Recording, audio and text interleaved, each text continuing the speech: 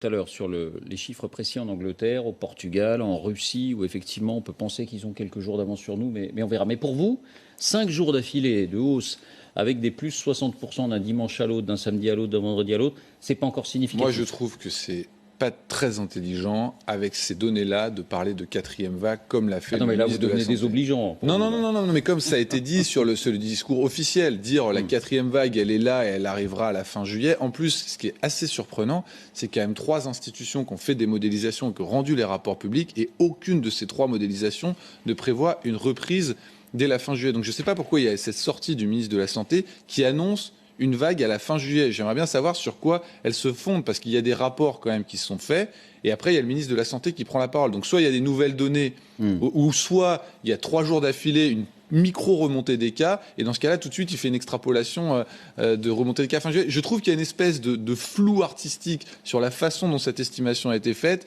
qui laisse un peu à désirer et qui affole un peu inutilement. Est-ce que ça n'est pas quand même un argument à retenir, que bien sûr ça n'est que 5 journées, mais que chez nos voisins, la plupart connaissent la même évolution, c'est-à-dire une reprise à partir de niveaux très bas.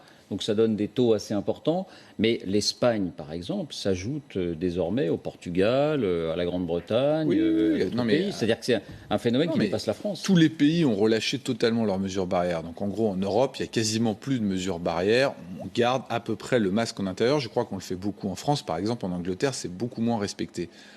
En parallèle, effectivement, il y a un variant qui est là, qui en profite, il a de l'air, et donc du coup, il donne un petit peu d'amplitude à cette remontée des cas.